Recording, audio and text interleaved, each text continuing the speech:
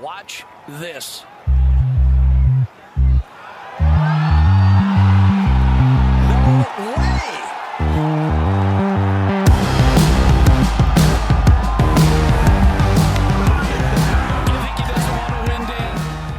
Hello and welcome back to the Cookie Jar Golf Podcast. I am Tom Mills and today I'm joined by Sam Williams. Hello.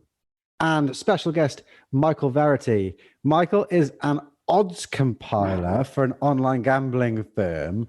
And we've got Michael on today basically to talk us through the weird and wonderful world of gambling and how it all works in terms of how you price players and when players are playing well, what you give them. And it's just going to be a fascinating deep dive, I think, for the next 30 to 40 minutes on how it all works. So, Michael, introduce yourself. How are you? Yeah, all good, thanks. I've worked in the golf gambling business for. So I started in 2008, so it's a long time now, 13 years. I'm originally from Doncaster. You'd never tell. You'd never tell that at all, Michael. And so I mean, growing up, I wasn't sort of too mad into golf, to be honest. It was more sort of football and cricket at an early age, but I sort of got into it around sort of 99, 2000 when I joined the club. I fell in love with it straight away, and it's been sort of a massive part of my life ever since. So when sort of my two passions sort of combined to get a job in gambling, doing the golf odds, then it was one of them things where I was like, I've got to take this. I moved to London in 2008, and I've been doing it ever since. How'd you fall into that? Just out of interest, how'd you fall into? It's one of those jobs where you kind of bump into someone, or you stand on the first tee, and it's like, oh, I'm an odds compiler in the gambling industry. It's like, right, you're now going to get a million questions from me for the entire round. How'd you fall into I do have a lot like of chats, that? to be fair. It was basically it was like an entry level position for a firm in Wimbledon.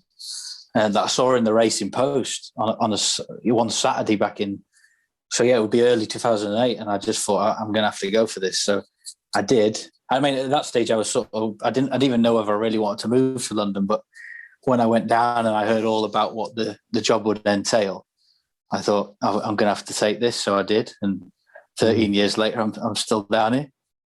Unbelievable. I think it's probably worth for the lay person that's listening to this pod that maybe doesn't gamble loads, doesn't understand how the industry works, and I put myself in that category. Just talk us through your specific role. How does it actually work? What do you do? What's like what's a week in the life of Michael Verity? Yeah, sure. So basically, my job is just to lead the golf product for an online firm, and that basically from a week to week perspective, that will look like. So Monday is usually getting the fields for the upcoming tournament. So all the main tours we cover would be PGA, European, LPGA, Champions Tour, even Corn Ferry Tour now. That's become quite popular. And it's just a case of Monday early in the week, you're trying to assess all the players. You're trying to put them in some sort of order of percentage chance of winning that event. And then sort of once you're at a stage where you've got everyone in the right sort of order, that's sort of that tournament set for the week, and then you'll base all your sort of derived markets from that. So like your top 5 finish, top 10, top 20, who will lead after the first round, 3 balls, all market top international markets, like who's going to be the top English player in an event. And so from Monday to the start of the tournament on a Thursday morning, it's just a case of getting all the markets up online so that your customers can place bets on them. And then our firm and every sort of online firm now is massive on the in-play as well. So that will be a case of, as soon as the first ball struck, changing all the prices for the players as the tournament's playing out as well, right up until. So with that, I mean, this is supposed to be the $1 million question, Michael. How on earth do you go about ranking 120 odd people from the Corn Ferry Tour, on a very specific golf course in very specific conditions in a odd part of America? How do you go about doing that? What variables are there? What do you go about? Well, doing that? I guess, I mean, personally, and to be fair, it's sort of changed how people approach how compiling is approached nowadays. Like, I mean, 10, 12 years ago, it would there was nowhere near as much data and info as there is now. So, just for an example, for a Corn Ferry Tour event, you'd just literally be, and it would be it'd be very time consuming as well. You'd be trying to literally find out what each player in the field's been doing recently and whether they've got any form on the course. And then you just sort of, obviously your margin for error back then was a lot bigger as well. So you'd be getting more players wrong as well. And then, it's just a case of getting them in some sort of order. I mean, Corn Ferry Tour nowadays is there's some really good players. There's a lot of old PGA players playing on there, and there's a lot of good youngsters who there's plenty of information on. So the actual information is a lot easier to get now, and from that you can easily sort of put it into order, looking at players' scoring averages and things like that. And it's more straightforward than you would think. But Really? I mean, it is still tricky if you get a player who maybe doesn't have much data. He's not played in many events before, and you're just sort of a bit finger in the air of to what price you think he should be on that given week. And does that change? I mean, let's move away from Corn Ferry, but let's just think about PGA Tour, for instance, a tour that we all understand and know. Does it change course to course and state to state? Are you looking like this player likes Florida, this player likes the wind? Does all that stuff come into it? Yeah, I mean, personally, I think it comes into it probably too much. It'll be overbaked into the price, whereas I still think that the quality of a player is the number one driver to his chance.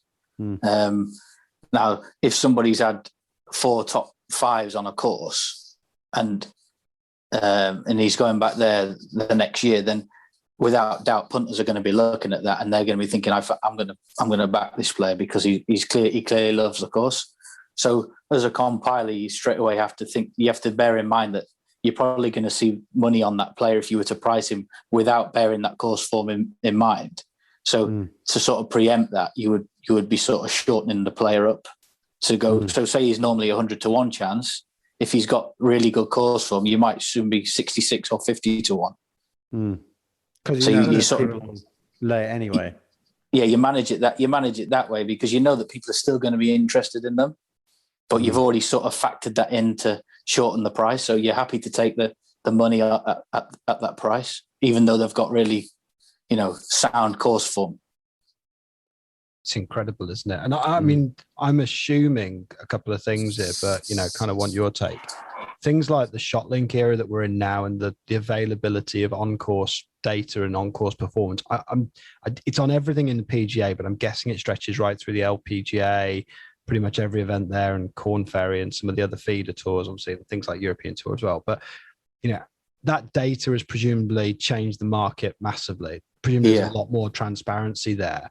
But also, I'm guessing you guys are using statistical modeling as well. So that kind of acts as is that like the lead indicator that you guys would use typically, or is it kind of Michael's opinion and own view on the world, and then the data kind of finesses it, and the models sort of polish your work? Which way around does it work? I think you're probably right. Now most firms are using some sort of statistical predictive modeling where they're sort of, that they'll be feeding into it the factors that they think are important, and then it'll be sort of become a great starting point for the price of the player that week.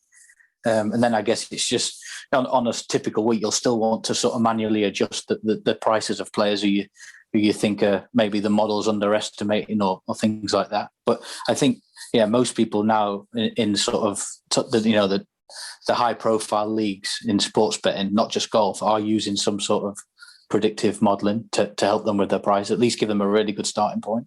And ShotLink's changed the game, has it, in this industry? Yeah. I mean, the strokes gain data is very solid. Obviously you've got a great benchmark straight away. So I think strokes gain is really handy because it sort of really highlights how strong the PGA Tour is, really. And often in the past, I think players finishing positions in Europe, what you would often see is if a player's playing well in Europe, they would go and play in the States and they'd be overvalued because people are just comparing finishing positions as if there isn't a gulf in quality. well, strokes gain data has shown us that there is. So it sort of exposed that a bit. How does that work? Because I was under the impression that strokes gained data was all to the field. Do you know what I mean? Yeah. To the average of a field. So how do you compare the fields between the European Tour and the... again, that's just basically based over loads of numbers over the years, and then it's using players that might play a bit in the PGA and a bit in Europe, and you would soon start to see that there's actually a difference, even though strokes gained on the European Tour is, like you say, comparing to that field average. Once these players, say a player plays 10 or 15 times on both sides of the pond in a year, you can soon start to see that he plays at this sort of level in Europe, but then when he goes to America, it drops down a bit because of, and that's that's a function of the field strength over there.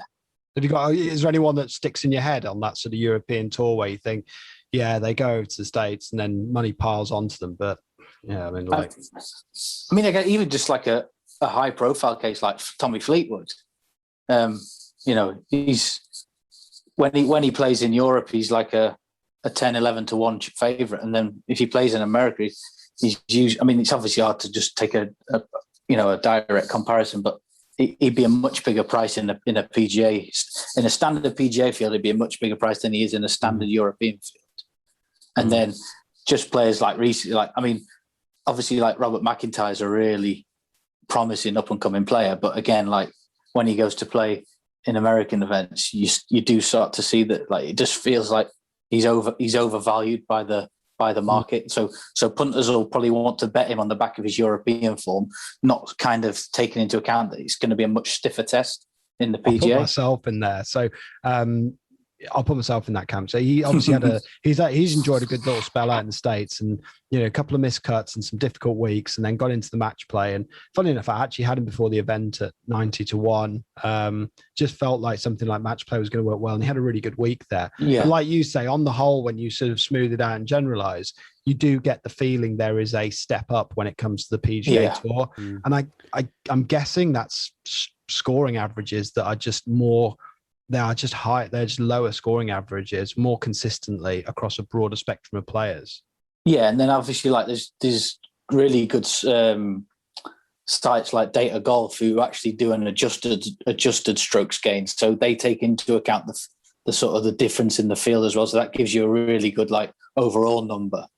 So not just what was their strokes gained for that given week, but even then applying it across the differences in tours, and then they can come to just a one single rating, which is adjusted, which is taking everything into account, and they give a really accurate sort of view on that. I suppose that works both ways as well. You're talking about overpricing a European player that goes to the US. I'm looking at the OWGR here and looking at Brendan Todd, 52 in the world. If he appeared in a European Tour event, which I doubt he would, but if he came and, I probably wouldn't look at him twice to bet on him. Exactly. But yeah. Actually, he's a 50th in the world. He's, doing well on the PGA. He's probably, by what you're saying, got a higher probability of doing well in the European. Yeah, that's spot on. Yeah, that is what happens. So a lot of the time, that they're the sort of players I'll try and back myself as well. It's when an American or a player who plays in the PGA and it doesn't actually look like he's pulling up any trees over there, but he'll drop down in class to a European Tour event and he'll actually be undervalued by the market. So he'll be overpriced. This is one of these pods where the questions just come into your head like fast. Because, I'm sitting here and thinking, just the golf betting industry is so different, isn't it? Because traditionally, the punter is placing bets on a boxing match or a football match or a rugby match or a cricket match. These are 2 horse races, usually 3 outcomes, sometimes 2. And you're going into fields with 70 plus players week in, week out. And I'm guessing, I don't know the numbers off the top of my head, but the difference in scoring average from a top 10 in the world player and someone slipping outside the top 100 is like sub 1 shot, isn't it, or something? It's crazy small. Yeah, there's not big, but obviously then magnified over 4 rounds. That's where the better players will will show their supremacy. So with that in mind, how much of this is in that industry comes down to perception, unconscious bias on part of the punter. Because like Tom said there, like it's the best shout. I would never look twice at Brendan Todd. If he teed it up in in the Saudi event, for instance, a lot of Americans come over for that. I'd never look twice at him. Features week in, week out on the PGA Tour, I think are really consistent, makes cuts, performs well, usually around, kind of making appearances on a Sunday and stuff and challenging. How much of it's down to, do you think, kind of just unconscious bias? It is, yeah. I think that happens to a lot of punters, customers. It's like a lot of will just sort of, they'll remember the things they want to remember and forget the things that sort of go against, how they thought something would happen. I mean, that psychology of betting is a huge part of, why punters behave the way they do. You're right. And that's why having a sort of predictive model that can sort of just crunch numbers, take the emotion out of it, it's so helpful for, to use with to help you with your prices. Because it doesn't matter. You don't want to be attached to any player, and you don't want to be always against a certain player, because as soon as you think someone can't win, you get stung. Yeah. It's if you can take the emotion out of it, it's like anything, you make better decisions. Well, last week on this podcast, I basically cited the downfall of Rory's career and said he was never going to perform well at the Masters. And I couldn't comprehend why, after the sort of run of form that he's had, that he's still like fifth. Well, he was at the time fifth favorite, 12-1. What's happening there then? How come Rory McIlroy is seemingly having this shocking run of form, class being temporary and all that, but he's still priced really well?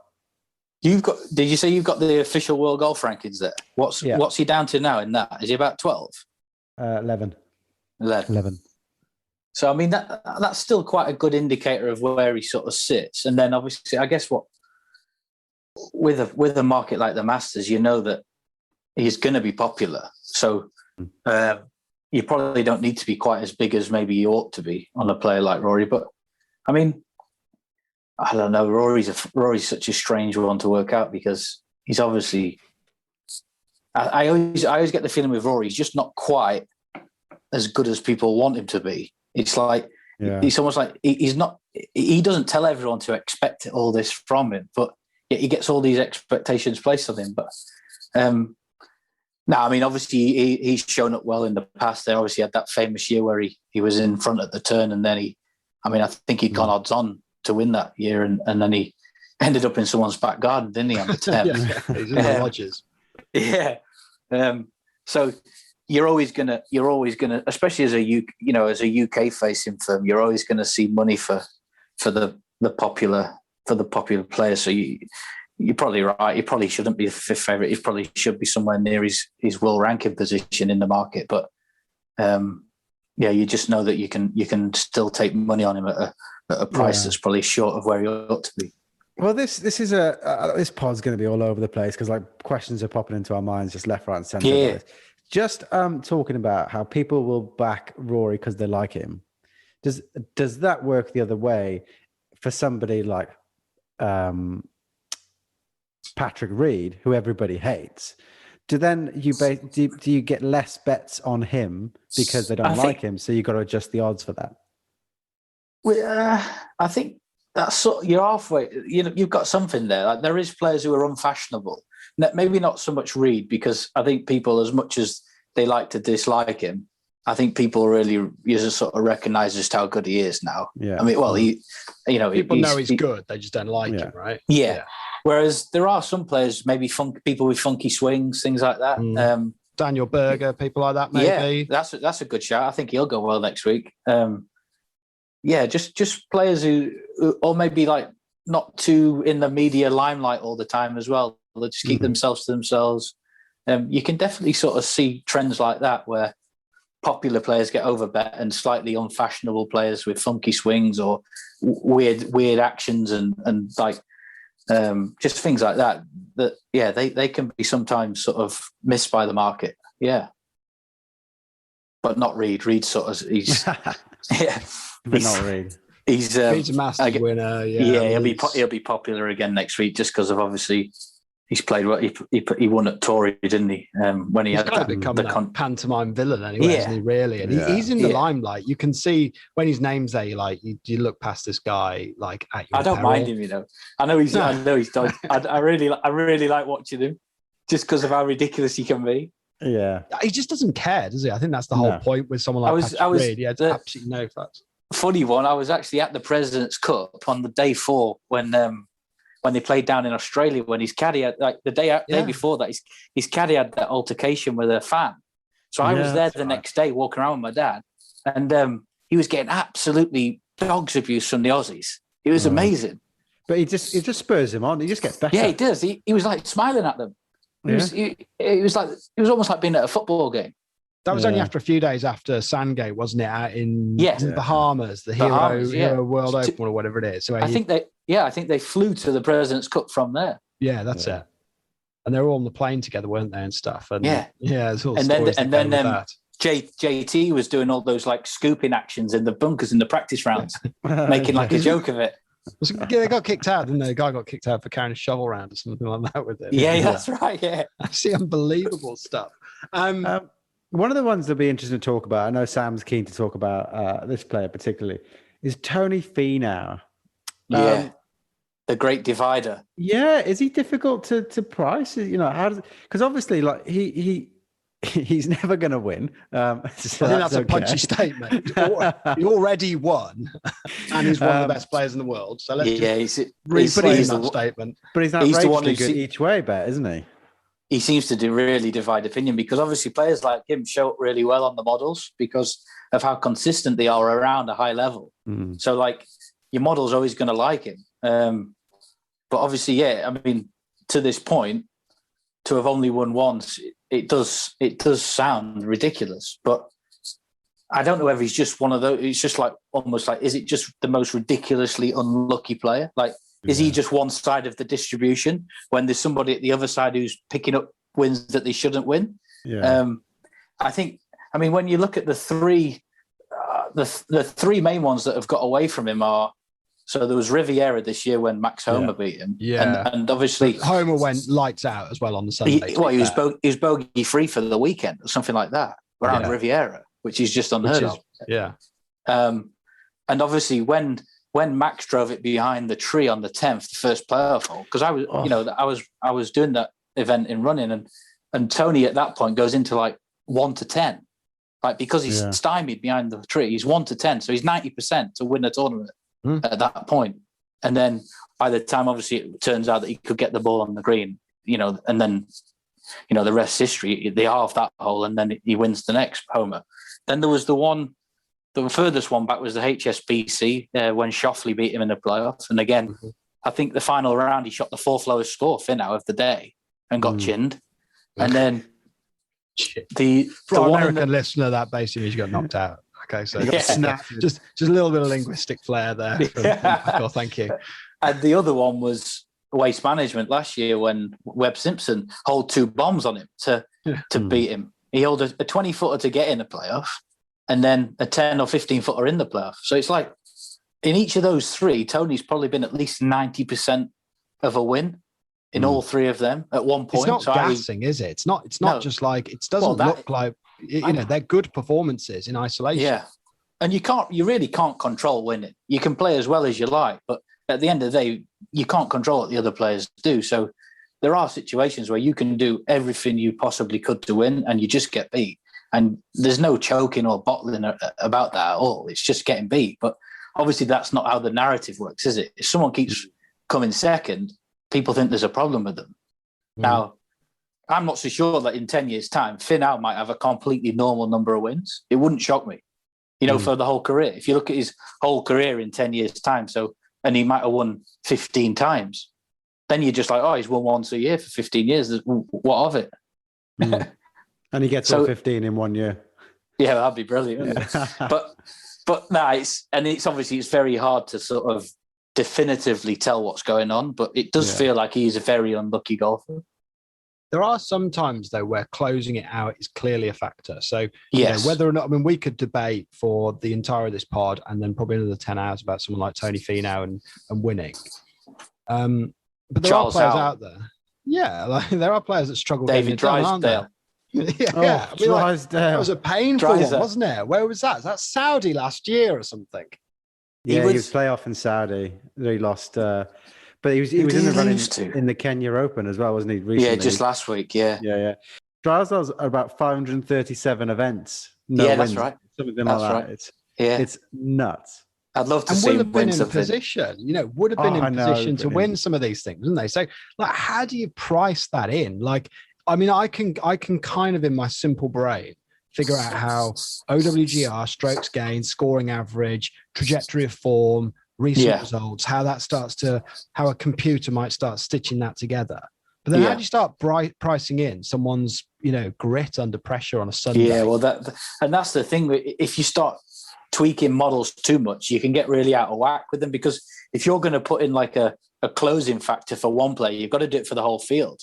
Yeah. Now and then that becomes down to your opinion, which then it starts to get inconsistent. As soon as you start mixing too many numbers with opinions, I think you can really mess your model up. So that's why it is quite. You still got to use a lot of like nuance with these as well. So like if Drysdale's in the last group on a Sunday and he's 3 clear, then you're probably going to allow a bit for that as well. So you're going to go shorter on the people chasing him than you would normally if it was somebody else in front. So there's loads of things like that, and that's obviously just experience that you've built up over the years, knowing what tendencies certain players have. But closing ability is quite a hard one to model, I think, because you're always dealing with really crap samples as well. Like there might be a player who's only been in the last group 3 times in 10 years. Like that's not a big enough sample to gain anything predictive from. Yeah. So you just kind of like, you have to just run it neutral there and just kind of exactly. You'd be looking at the sort of spread across the board a little bit, and not let the client by which I mean the gambling firm become too exposed to one player or one outcome. Yeah. I mean, crazy. I mean, other kind of curveballs. What are the big curveballs that can kind of come at you, whether it's in running or beforehand?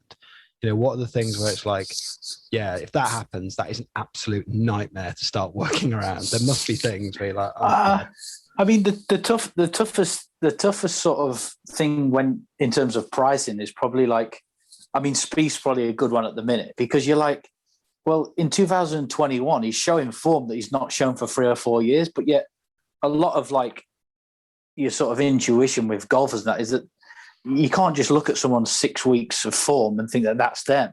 Like there's got to be some prior stuff that influences how good you think they are, even for that given week. So you're like, he's clearly not 2017 Jordan, but he's not. It looks like he's close to it.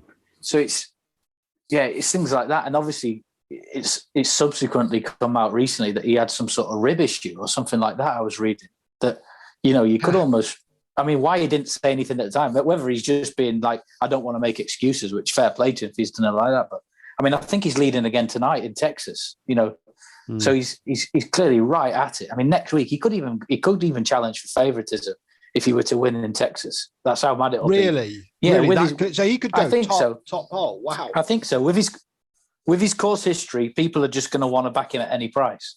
And how does that work with things like winners back to back? Because you just don't see it. So how do they get priced? You very, very rarely see someone win the week after that they win. I think like for any other week, you'd be a bit like, the mental letdown is sort of maybe important. But when it's a major and it's Spieth, it's almost like you feel like you kick on from a win and go there with even more of a sort of, a lot of it, obviously, like a lot, like I know Joel Darman won last week, and you'd think that he'd be one who'd be sort of on the piss, wouldn't he, after a win? Like, and the next week would be one to sort of be wanting to oppose him or take bets on him because, he gets his first win in his like 75th or 80th start or something like that. You'd think that he's been chasing that for a long time. You'd want to celebrate. I mean, some players would just really let their guard down, I guess, the next week.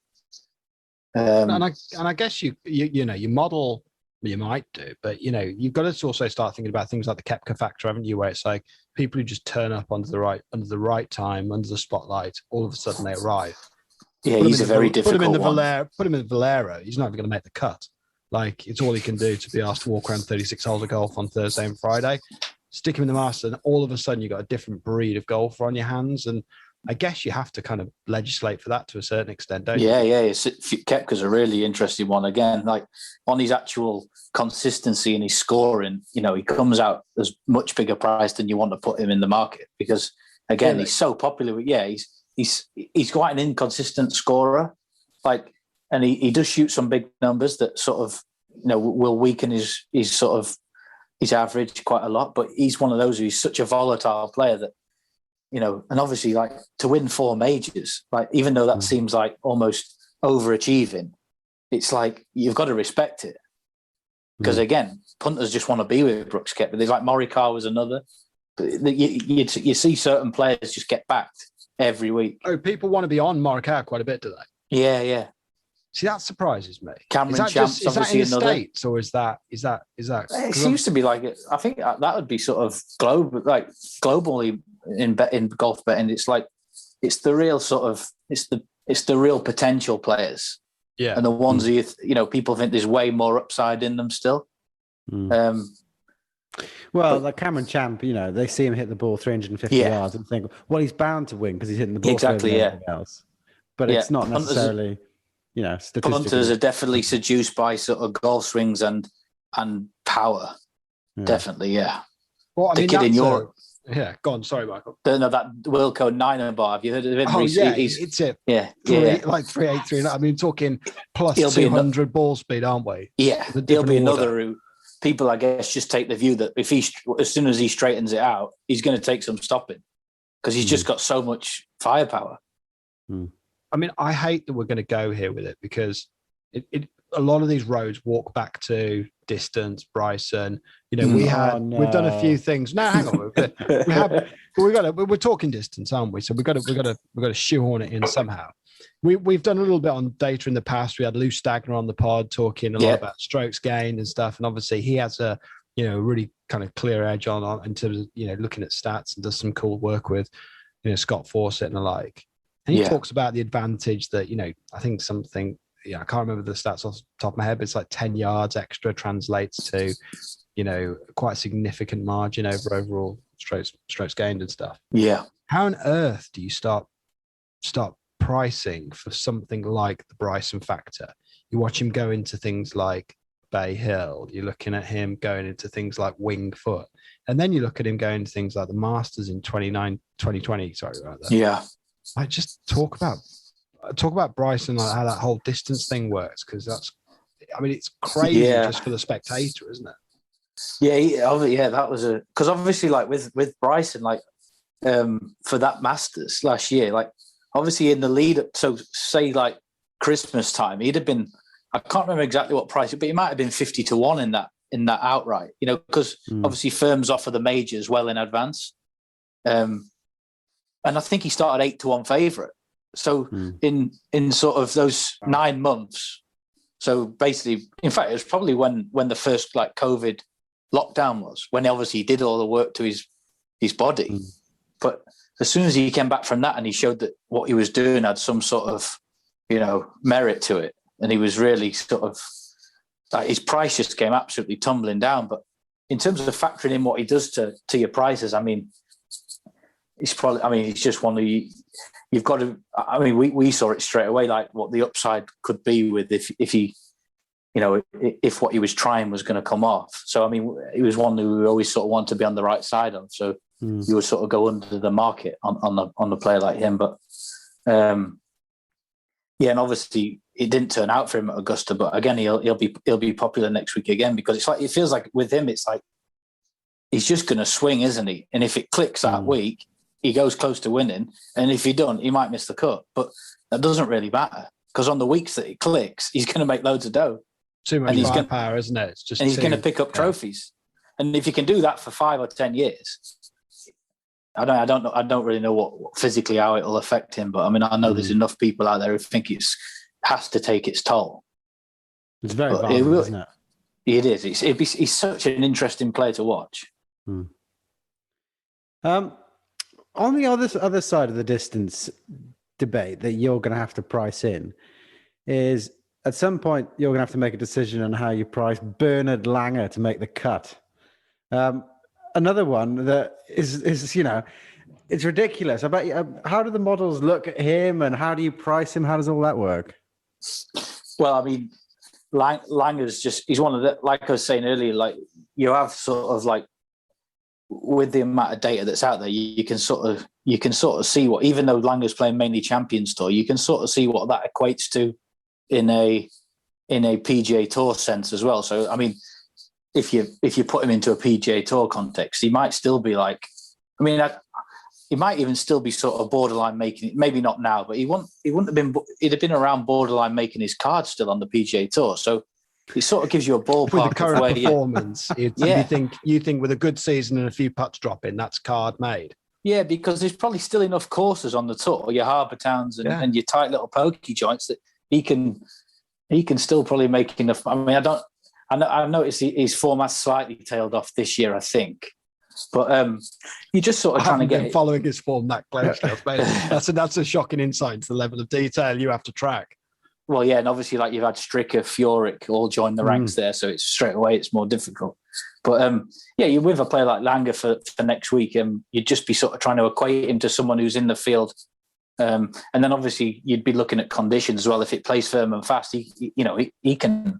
If it plays long and soft, then you're sort of lessening your rating of him. But if you think it's going to play firm and fast, I mean, he's still got it well within his compass to make the cut there. I mean, looking at those events, you talked about ground conditions and stuff, and obviously weather makes a massive impact.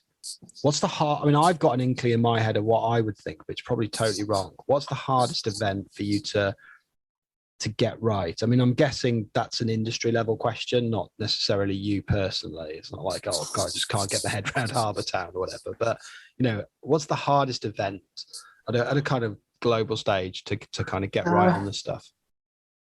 Because I mean, across the main tours, the one wouldn't really stay.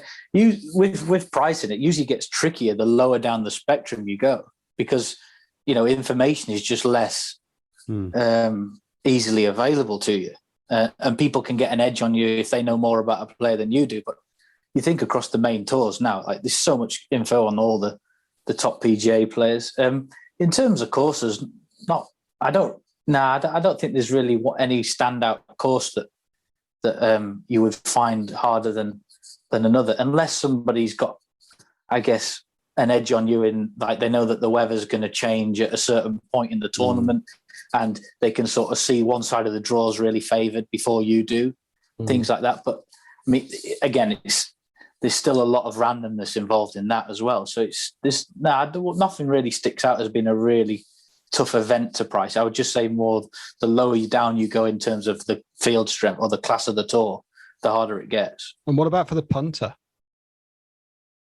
Well, I guess for the punter, it probably works sort of along the same lines. Whereas if you've got a sharp punter who sort of,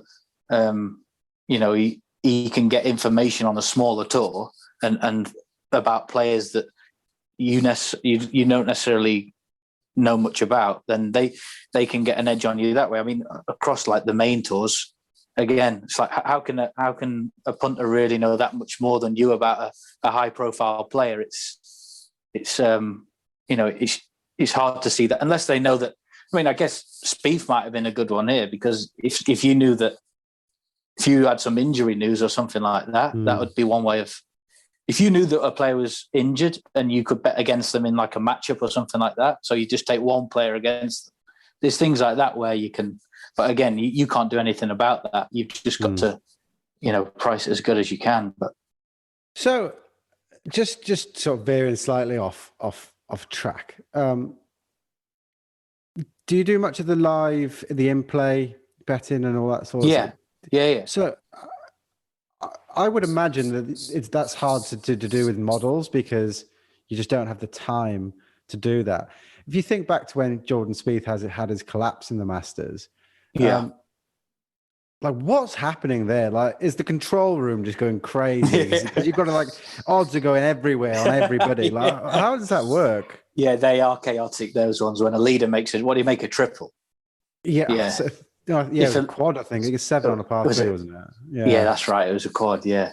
Yeah, you're right. That's a really good scenario where there's absolute just chaos, because you've not only got to sort of work out what price his should be, you've got to bring in the price of virtually everyone else who's in contention. So, I mean, and is all that sort of finger in the air stuff, or are there models for what happens when? No, I mean, a lot of the in-play is not with model. It's just more manual and sort of, it's experience and sort of, I mean, you're basically trying to calculate the leaderboard and what a shot's worth to a certain player. If that player's 3-back, what's his price? If that player's on the same score but he's better than him, what does that make him? So you're just trying to work off things like that. And then obviously you can compare with other bookies as well, what they've done. You can compare with the exchange as well, Betfair. I mean, there's plenty of references, but you're right. For that 5 minutes, you would see a massive disparity in odds across the firms. And do you? What's the mechanics behind you getting your information? Because if you get it at the same speed as me, I mean, you're at a serious distance. So are you getting it before me? I mean, not really. No, it's the gap between we get like pictures in America, but what I've noticed, I mean, the difference in time now is very minimal. So, I mean, a lot of it is very close to being the same for both really? Sides of the equation, really. Yeah, and that's just sort of, one of the things as a live trader, you've got to be really quick to sort of. Yeah. Well, it's like the Max Homer thing, isn't it? Riviera, like. Yeah. How can you be like that somehow there's an opportunity to take a killing when the odds go into, crazy odds on for Finau? And I mean, I guess at least with that, there's only 2 players. So, and you're only trying to get 2 prices right, but you're right. Like in play, there can be some real, like, because it can only, like, if you're looking at the TV and it shows a bad angle or something, so you think someone's lie is worse than it is. Things like that can throw you miles, like, because the quality of a player's lie on the 72nd hole is so important to the overall prices in that market at that point. It can be the difference between, just massive difference. So I've got an example for you there. How do you deal with Justin Thomas's drive down 18 at the Players?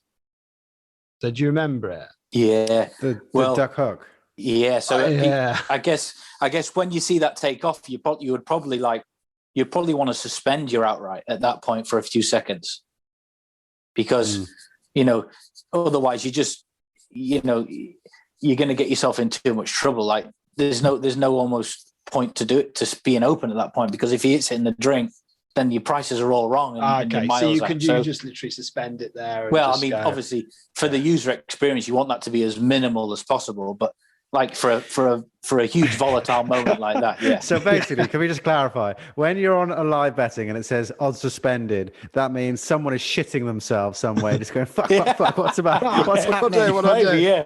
Yeah, possibly. That must be so tense, though, sitting there with like, especially if I'm just imagining these books have got zeros pouring out of the sides, haven't they? You've got in play with, I mean, and let's face it, the PGA Tour loves a kind of dog leg over water, 450 plus finishing hole, water par 4 or 5, it doesn't matter. So it's success and failure is like right on a tightrope every time. That's it.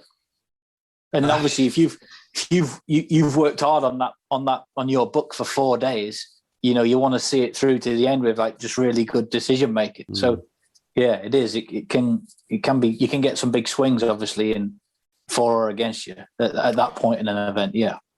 Can you think of any tangible times where something has happened in a golf tournament that has suddenly caused a huge influx of betting? Do you mean like a leader blowing up or something, like a bit like Spieth? What happened to Spieth? Yeah, maybe something like a bit like Spieth when he's blowing up, and then suddenly in play you just got this phenomenal amount of betting action just happening at once. Do you first of all, are you even party to what's happening? Mills just wants as much gore as you can pour out here. Well, it's just I'm just interested to know, what events trigger people to bet, live. I think you're right with the volatility of the hole. So if you've got like a carry over a hazard, or I mean, I guess the ideal scenario is like when you've got 4 or 5 players still in with a chance really late on in the event, and then you've got like a super difficult golf hole, and the leader the person who's in front or the shortest price does something really bad. Then at that point, but he does something bad, but he's still in contention, even though he's done something bad. But then all the other players' prices have to come in so much as well in that split second. I can't tangent. I mean, I can remember another thing like Spieth was like, do you remember when Kyle Stanley spun it back into the water at Torrey Pines? He was 3 clear going up the last in the, we're going back a long time now, say 10 years, but he was 3 clear against Snedeker, I think.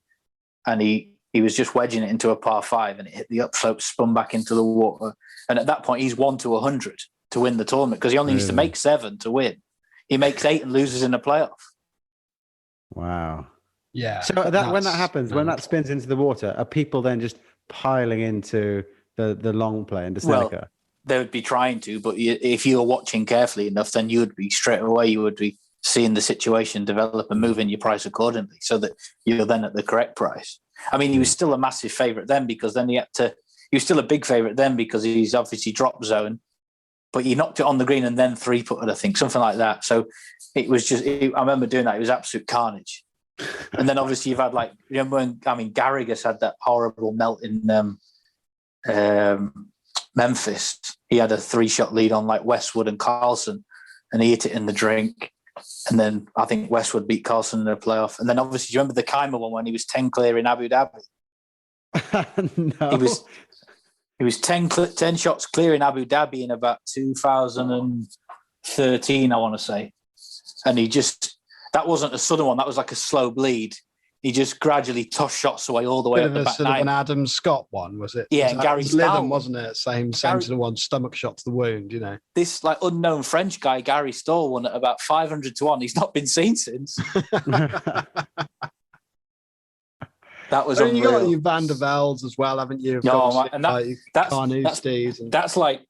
that'd be just as I was getting into the game. So I mean, obviously, I didn't know anything like in the betting context, but I remember sitting there with my dad to watch that, and it was just utter disbelief, wasn't it? It was just so horrible to see.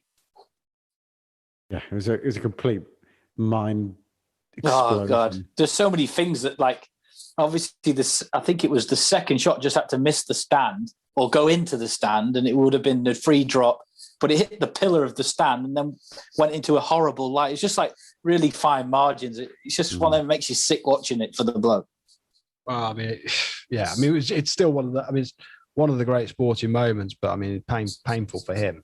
It'd be a shame not to get you on the pod and not get your take on the Masters. We're going into Masters week. We've talked around a few players. Don't know whether we can maybe get a few people where you think going into the week, form's looking good. Yeah, I mean, I really couldn't put anyone on Finau. I really think Tony Finau's. He's so really. He's so likely to give a good account of himself, and he's going to be about. So you strip the emotion away, and it's like you look at the numbers. Finau stands off the page.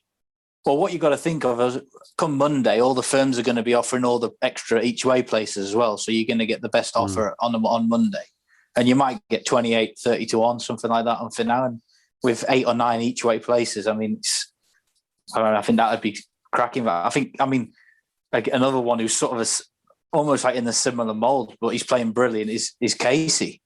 Mm-hmm. He played so well at Sawgrass. He put it in the drink twice on 17 on the first day. And, he only ended up getting beat by probably the amount of shots that he lost on that hole. So it's... Yeah. And Harding Park, I mean, he looked brilliant, didn't he? Casey was so good round there. Again, it's kind of one of those Finau moments where, Morikawa, jams it in from about 300 to about 2 foot and makes an eagle and walks it in at a canter. But really, Casey was riding hard to win that, I thought. Yeah, I mean, and obviously, again, them two players are like most people will just like they can't win. But again, them sort of players become interesting if they get too big in price. And again, with Casey, you're going to get 40 or 50 to 1. Tony's currently sitting on about 30. Yeah, Casey, I can't even find Casey. 40, roughly. Yeah. So, And I don't know what price is. Like Corey Connors is a sort of a bit more of an under the radar one, I guess. here we go. This is the his It's another one. It's like brand 80. value, isn't it? 81. There you go. I mean, that's not like Monday. You might, if you get 10 spots, 10 each way places on someone like Corey Connors, he's another one who's sort of quietly been sort of Billy putting together Horschel sitting at 70. Yeah, Billy Ho. Billy Horschel. Yeah. I guess it's how much you think that match play feeds into like his stroke play. You know what I mean? I sort of, I mean, whilst he's obviously clearly He in won with form, about 75, didn't he, on Sunday night when they eventually finished the game?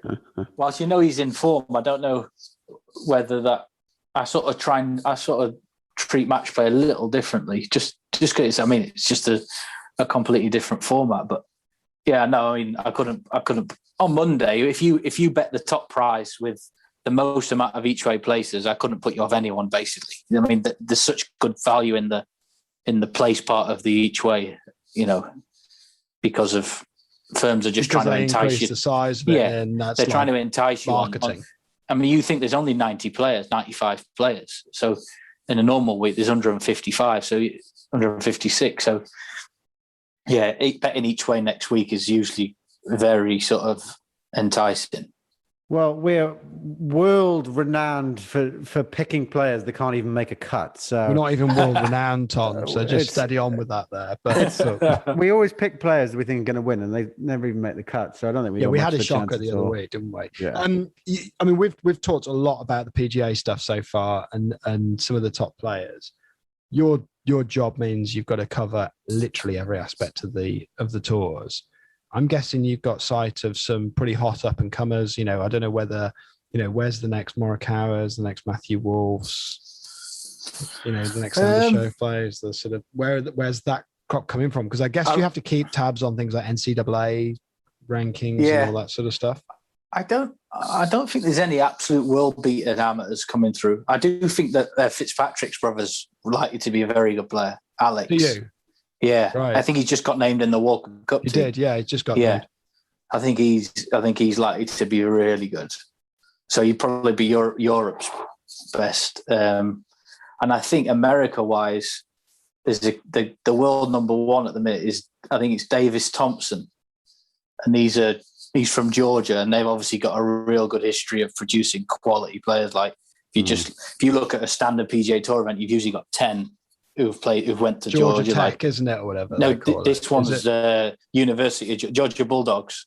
Okay. So like your Kisners, Harris English, Russell Henley, Brian Harmon, Bubba Watson. Yeah. It's just a production line of quality, and he's the number one ranked player in the world at the minute, and he's looked all right. He's looked good in a couple of events that he's played on the main tour as well in the last few years. It's crazy the detail. But in terms of actually, I feel like I can step out of cookie jar and just let Michael just step in and takes in due course. In terms of like up and coming like PGA Tour players, I mean, this is probably not really, but I think that Joaquin Nyman is going to be really top notch. What makes you say that then? So what, just on that, so he's a bit like what you said earlier. It's just like his scoring trend. He's sort of gradually going to where if you looked at, say, his career path compared to some other quality players of the past, which he can do on data golf, he would match up really good with some of the other, like Hall of Famers almost. But so you're looking at sort of age, scoring average, the rate at which it's growing, graphs, that sort of stuff. Yeah, I mean, not for any. That's more for like my own. Like every now and then, just to see sort of where someone's stacking up. Who I think he's probably like. It's not like he's unknown, but maybe he's even ahead of the curve of what people think he is. And then maybe players like you might not have heard, like Taylor Gooch is a good, strong player who's like he's not really hit the big time yet, but he's quietly doing things that are just show that he's improving at a nice rate. And he can probably go on to have a good career. Another one, like, I reckon if I said to you, Sam, what's the world ranking of Will Zalatoris? It'd be about 45th, 50th, something like that. Exactly, 45. I haven't got it in front of me. But he's top notch very player. good, isn't he? Yeah, he's a very good player. It's It's again, come it's out of nowhere. brand value. That's the whole thing with this. It's brand value and names, and it's like, people have like. I mean, I would even hazard a guess. I know you say about the funky swings putting people off, but someone like Matthew Wolf, with all the hype around that crazy sort of move on the Yeah. takeaway, has given him a level of stardom that probably his results don't quite warrant. I'd agree on with that, paper, yeah. Morikawa is a better golfer. You know what I mean? Yeah. But all of a sudden, that's why the gambling market doesn't survive on educated punters with 100% knowledge of the market making very well-informed decisions. It's based on humans who are open to bias, who are betting based on emotion. I'm playing money into Bob Mack because I really want to see the guy win. I'm playing money into Casey because I really want to see Casey win a major. I'm not betting on him because empirical evidence is telling me he's the person who's going to win. So I'm not surprised by that. But it shows you how quickly you discount him though equally. So whilst I'd like, yeah, he's a good player, but I'd never pick him because it'd be like, that's Will Zalatoris. I'm not sure I want to see him win this week. Yeah, his numbers are really good for like the last 2 years. I mean, he's got a funny old putting style, but I think he's been on the long putter for many years. It always seems strange when a young player comes out who's already on a funky putting method. But again, that's probably one of my biases taking over. It doesn't mean anything if he's getting the job done and he's scoring well. Tee to green, he's brilliant. Zalatoris. Can I ask if you covered the Masters in 2019? Did I? Yeah. I must have done, yeah. So what was that like then? I mean, I don't know who's doing that in play with Tiger, and obviously that's just such a. I mean, like, could that have been predicted easily? That outcome. Well, it showed a little bit, hadn't he? I forget what it was. I don't think he went off a crazy price, but again, that was another one. What we're saying is like suddenly Molinari put it in the water. Well, it was the 12th, wasn't it? Didn't two of them do it? Koepka went in, Finau went in, and Molinari, I think, didn't it? Right, yeah. And that's what happened.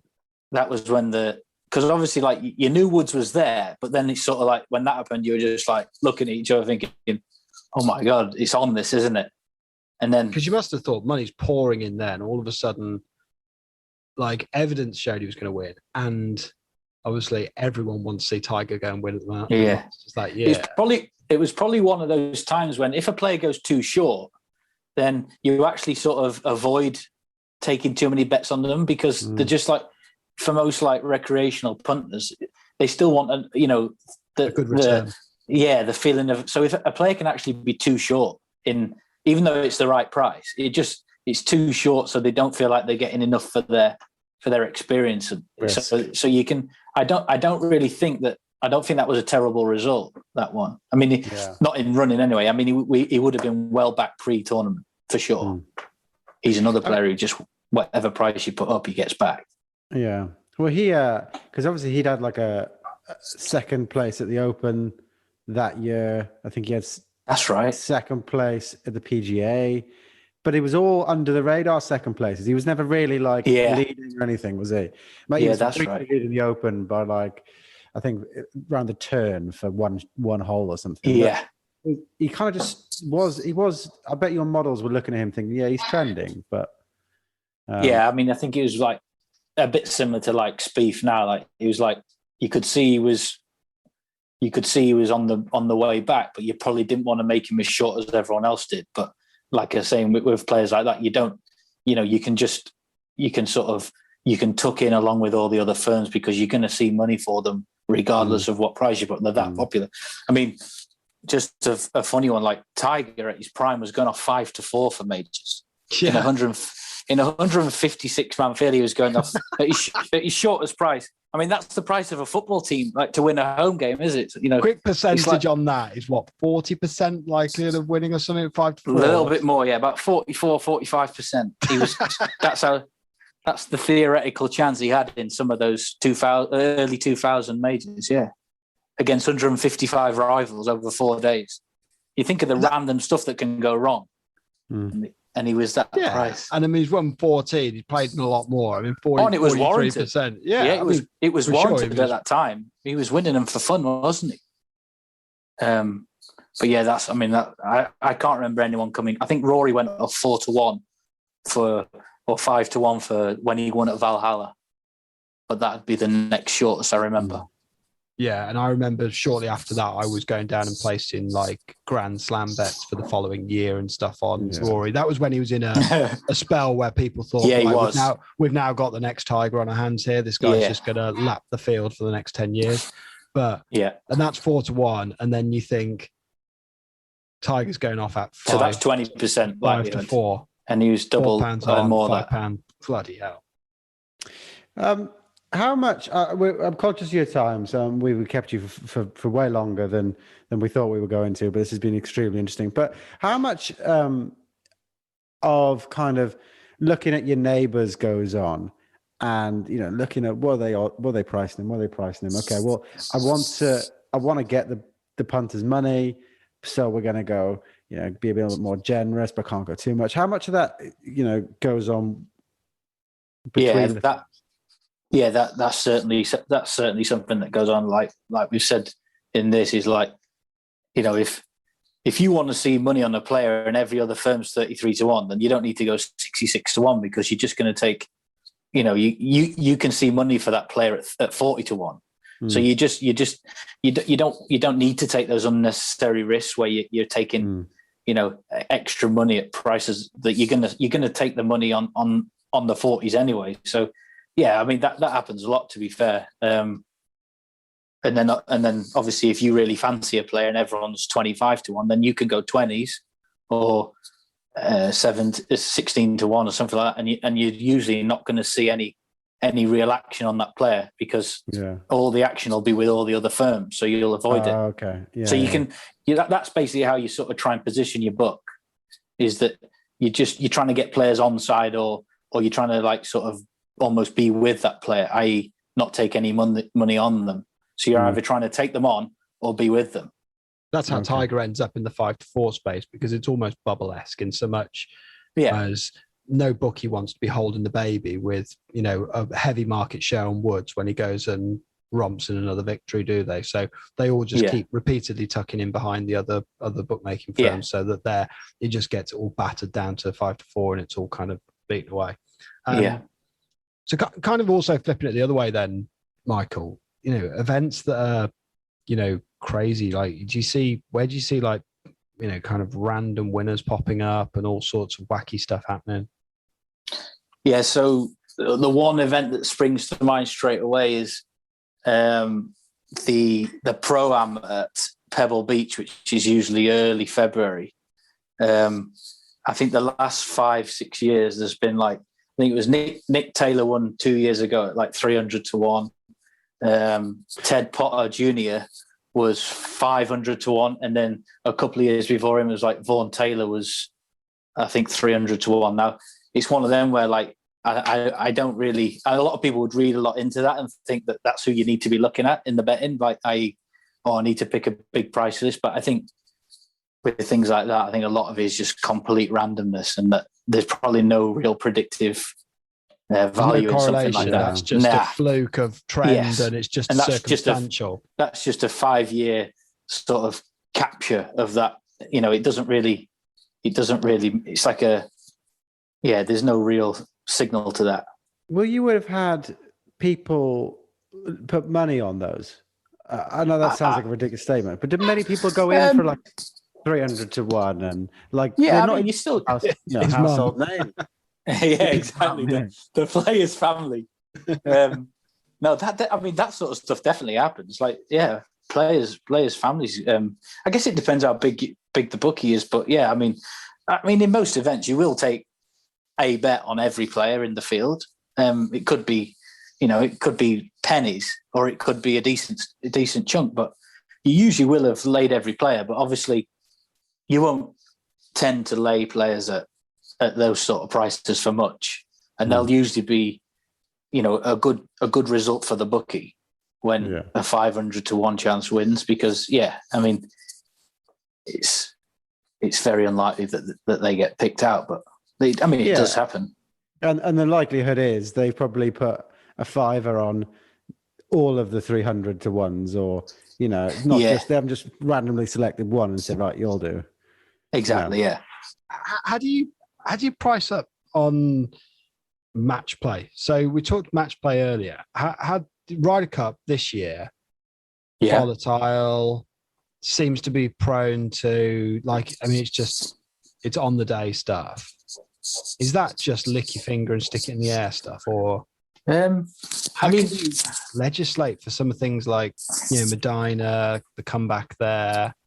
I mean, like singles matches are quite easy to price because really, you can try and factor in that you think someone's a really good match player, i.e. Poulter, but I mean, you can't. He doesn't change as much as people would have you believe. He's still Ian Poulter's golf game against Matt Kuchar's golf game on a given day. So the discrepancy between the two players, actually, Kuchar's probably not a good example because he's going to be nowhere near it. But like Poulter v Justin Thomas, like on an 18-hole stroke play event, Justin Thomas is probably over a shot better than Poulter over 18 holes.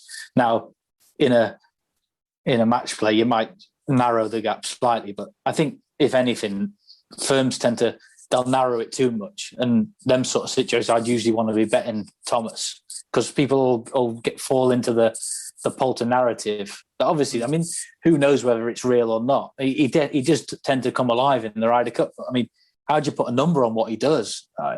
Is it all quite random? I don't know. It's a funny thing trying to equate what actually Poulter does in the Ryder Cup. And it's one of those things, isn't it? Where like statistics and psychology, when they collide like this, like Poulter could have a really good Ryder Cup in Medina and be the postman, and he is all delivers, and he could for the next 20 match play events play shit, but you will always remember him as that outstanding. Exactly. It just sticks there, doesn't it? Yeah, it is. Because the commentary teams were bagging Bryson for being not a particularly good match play player last week at the Dell event. And I was like, he's won a US amateur. Exactly. I mean, that's essentially the hardest match play event on the planet. What you find with Sky especially is they just respond to the most weak samples of anything. So they'll turn something with no signal, and then they'll make a big deal out of it. And it's I mean, of course they've got to fill time and they've got to, but you do sometimes wonder, it's like, why not just like take this to another level and speak about things a little bit more, a bit more like statistical actual value. Well, they've got Justin Ray now, haven't they, doing a little bit of the insight work I've seen for Sky. He's very You can good. tell that when they talk about everyone's favourite Aon risk reward hole, and they will, and Doherty, to be fair, and I actually think it does help the broadcast because all of a sudden they just vomit statistics over the coverage. Yeah. And I like that. And a lot of golfers who are dialed in on this stuff are like, oh, that is actually quite interesting. It's more hybrid. They're delivering a bit more value in. So you can see that Justin Ray's starting to have, I think, an impact on the Sky coverage because it's giving it more. Gives a bit more Justin Ray's like when stuff. you've got Rob Lee giving you a take that says, I just really fancy Rahm to destroy this back nine. And I'm like, where the hell has that come out from? He's like, that's just on the back nine. Flat out armchair conjecture here. But whoever's on the screen, if they hold a putt, it's like, he's always been a good putter. And if they miss a putt, it's like putting is the weakest part of his game. It's like they don't have a clue. It's just, I know. But I mean, it must be such a hard job. I went on a particular rampage. I think it was around the Phoenix Waste Management where I was just like sat in front of the TV with like the PGA stats in front of me, and they're like, "That is the 16th of the Phoenix," and they're like, "John Rahm, wedge play, one of the best players in the world from this distance." Well, let's look that up. He's 134th in the world from 127 yards. Yeah, okay, well he's exactly. He's one of the best players in the world, but he's one of the worst on PGA Tour from 27 yards. Yeah, rant over. Sorry. Thinking about bringing this to a conclusion, your enthusiast that listens to the Cookie Jar Golf podcast who wants to dig deeper on numbers and stats, free resources out there and stuff where you can get some of this kind of insight. We keep talking about strokes gained and obviously things like OWGR is well publicized, but are there good resources out there where you can actually start getting hold of quite the PGA Tour site's good.